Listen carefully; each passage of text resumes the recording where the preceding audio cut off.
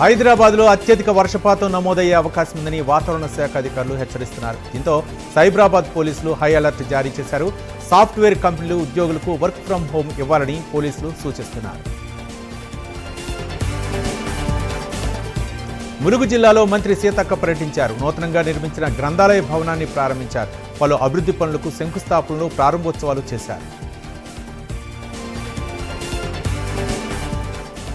సిద్దిపేట జిల్లాలో మంత్రి వివేక్ వెంకటస్వామి పర్యటించారు. దుద్దెడ టోల్గేట్ వద్ద మంత్రికి నేతలు ఘనస్వాగతం పలికారు.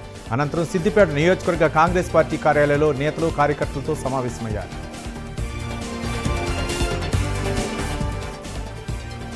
రాష్ట్రంలో కూటమి ప్రభుత్వం అధికారంలోకి వచ్చిన తర్వాత ముఖ్యమంత్రి చంద్రబాబు సహకారంతో నెల్లూరు రూరల్లో అభివృద్ధి పరుగులు పెడుతోందని ఎమ్మెల్యే కోటంరెడ్డి శ్రీధర్ రెడ్డి అన్నారు. నగరంలోని 41వ డివిజన్ మునుమసిద్ది నగర్ వద్ద 90 లక్షల రూపాయల వ్యయంతో అభివృద్ధి పనులకు శంకుస్థాపన చేశారు. గుంటూరు మాస్టర్ మైండ్స్ క్యాంపస్లో పశ్చిమ నియోజకవర్గ ఎమ్మెల్యే గల్లా మాధవి ఆధ్వర్యంలో ఏపీ స్కిల్ డెవలప్మెంట్ కార్పొరేషన్ సహకారంతో మెగా జాబ్ మేళా నిర్వహించారు. కూటమి ప్రభుత్వం రాష్ట్రంలో నిరుద్యోగులు ఉండకూడదనే లక్ష్యంతో పనిచేస్తుందని ఆమె అన్నారు. సుమారు 1400 మంది జాబ్ మేళాలో పాల్గొన్నారు.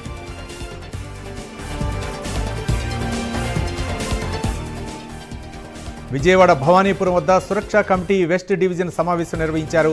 ఈ సమావేశానికి DCP Gundam Ramakrishna, west zone ACP Durga Rao, సీఐలు హాజరయ్యారు. ఈ సమావేశంలో పోలీసులు అనుసరించాల్సిన అంశాలపై చర్చించారు.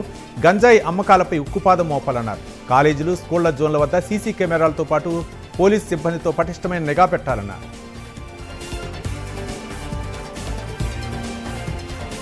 విజయనగరం జిల్లా కురుపా మండలం గుమ్మ పంచాయతీలో సుపరిపాలనలో తొలి అడుగు కార్యక్రమం జరిగింది. ఈ కార్యక్రమానికి ముఖ్య అతిథిగా ప్రభుత్వ విప్ కురుపాం నియోజకవర్గ ఎమ్మెల్యే తోయక జగదీశ్వరి పాల్గొన్నారు.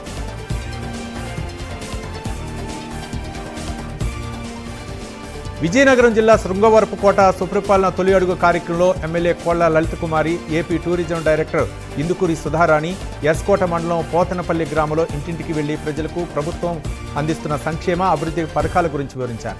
ఇంటింటికి కరపత్రాలు పంచుతూ ఏడాది పాలనలో చేసిన అభివృద్ధి పనులను, అమలు చేసిన సంక్షేమ పథకాలను ప్రజలకు వివరించారు. కృష్ణా జిల్లా పెడలో సుపరిపాలనలో తొలి అడుగు కార్యక్రమంలో పురపాలక శాఖ మంత్రి పి నారాయణ పాల్గొన్నారు. పెడన నియోజకవర్గం ఎమ్మెల్యే కాగిత కృష్ణ కూడా పర్యటించారు. పెడన 7, 8 వార్డులో సుపరిపాలనలో తొలి అడుగు కార్యక్రమంలో పాల్గొని ఇంటింటికి వెళ్లి ప్రభుత్వ పథకాల గురించి వివరించారు.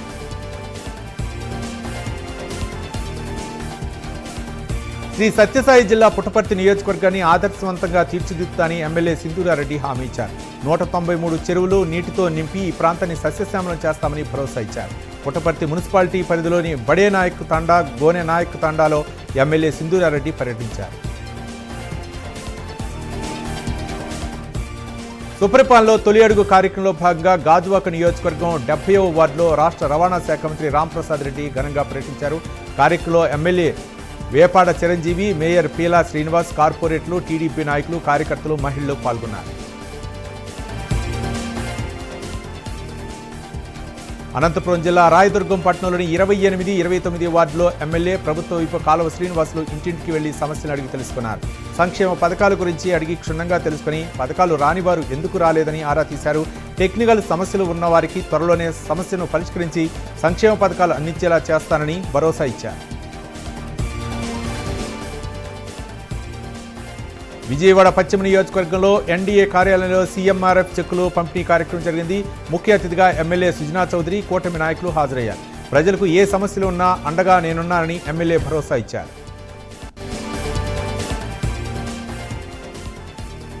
పశ్చిమ గోదావరి జిల్లా పాలకుల్లో సెప్టెంబర్ మొదటి వారంలో జాతీయ తెలుగు సారస్వత పరిషత్ ఆధ్వర్యంలో అంతర్జాతీయ షార్ట్ ఫిల్మ్ ఫెస్టివల్ నిర్వహిస్తున్నట్లు మాజీ మంత్రి చేగొండె హరిరామజోగి తెలిపారు. మాజీ మంత్రి నివాసంలో మీడియా సమావేశంలో వివరాలను వెల్లడించారు.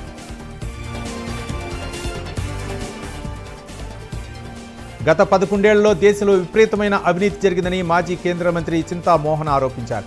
కడపలో ఆయన మాట్లాడుతూ బనకచెర్ల కంటే ముందు రాయలసీమ ప్రాజెక్టులు పూర్తి చేయాలని డిమాండ్ చేశారు.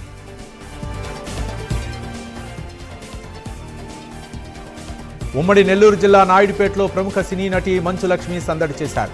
పట్టణంలోని రాజగోపాలపురంలో teach for the change foundation ద్వారా ఏర్పాటు చేసిన డిజిటల్ క్లాస్ రూమ్ను మంచు లక్ష్మి ప్రారంభించారు. డిజిటల్ క్లాస్ రూమ్ను ప్రారంభించేందుకు చేసిన సినీ నటి మంచు లక్ష్మికి స్థానిక నాయకులు, విద్యాశాఖ అధికారులు, విద్యార్థులు పూలమాలలు, శాలువలతో సత్కరించి ఘన స్వాగతం పలికారు. కర్నూలు జిల్లా నందవరం సహకార సంఘం అధ్యక్షులుగా ధర్మవరం గాజుల గోపాల్ ప్రమాణ స్వీకారం చేశారు. ఈ సందర్భంగా మీడియాతో మాట్లాడుతూ రైతులకు సేవ చేసుకునే భాగ్యం కల్పించిన ఆ ఎమ్మెల్యే జయనాగేశ్వరరెడ్డి నమ్మకాన్ని వమ్ము చేయకుండా సహకారం అందించడం జరుగుతుందని అన్నారు.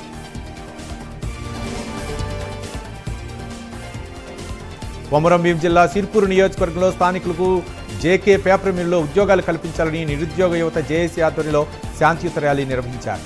శాంతియుతంగా నిర్వహిస్తున్న ర్యాలీని పోలీసులు అడ్డుకుని జేఏసీ నాయకులను అరెస్టు చేసి పోలీస్ స్టేషన్కు తరలించారు.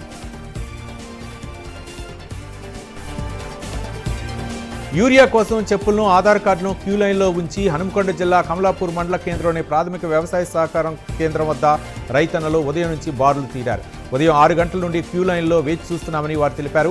వ్యవసాయ పనులు చేసుకునే రోజుల్లో యూరియా కోసం ఇలా గంటల తరబడి లైన్లో ఉండటం వల్ల వ్యవసాయ పనులు ఆగిపోతున్నాయని ఆవేదన వ్యక్తం చేశారు.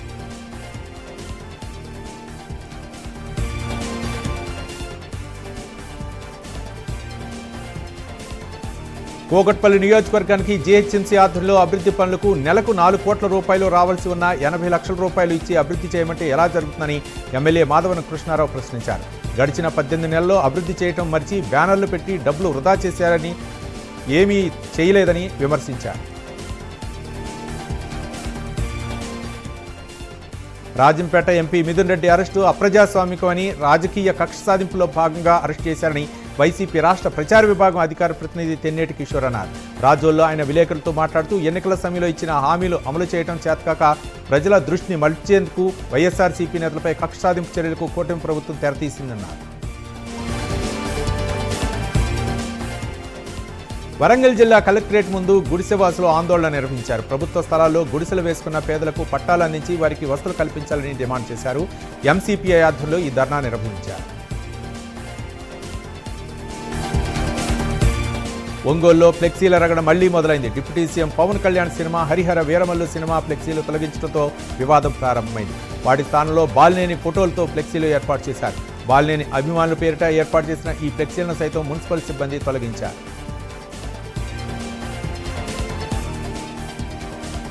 హైదరాబాద్ జీడిమెట్ల పోలీస్ స్టేషన్ పరిధిలో మార్కండేయ నగర్లో ఓ తాగుబోతు వీరంగం సృష్టించాడు. మద్యం మత్తులో అర్ధరాత్రి పార్క్ చేసిన వాహనాలపై పెట్రోల్ పోసి నిప్పంటించారు. 2 కార్లు, ఓ ఆటో, 3 బైకులు దగ్ధమయ్యాయి. బాధితుల ఫిర్యాదు మేరకు నిందితుడిని పోలీసులు అదుపులోకి తీసుకున్నారు.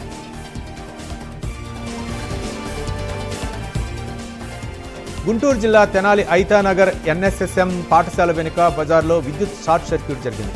పశువులు చావిడికి జిప్పు అంటుకోవడంతో ఓ పశువు మృతి చెందినట్లు యజమాని మల్లేశ్వరరావు ఆవేదన వ్యక్తం చేశారు.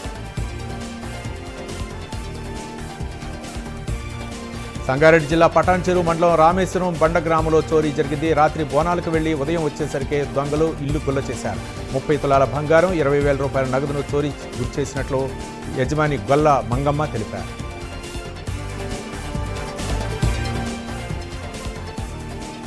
ఆదిలాబాద్ జిల్లా బజర్పూర్ మండలం వర్ధన్మన్నూర్ గ్రామానికి చెందిన నలువల ఆకాష్ 6 నెలల క్రితం అస్సాం రైఫిల్స్లో జవాన్గా ఎంపికయ్యాడు.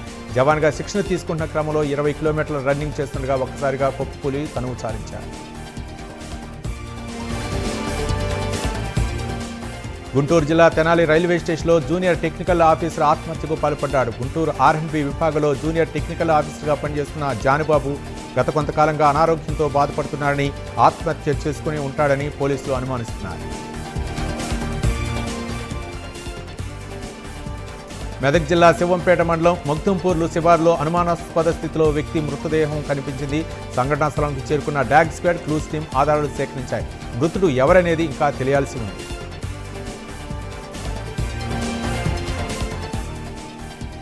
అచ్చం మనిషి పళ్ళును పోలిన పళ్ళు చేపల్లో ఉండటం చూశారా? ఇటీవల కాలంలో నర్సాపురం మండలంలో పలు గ్రామాల్లో చెరువుల్లో పెంచుతున్న రూప్ చందువా చేపల్లో ఈ తరహా పళ్ళు కనిపిస్తున్నాయి.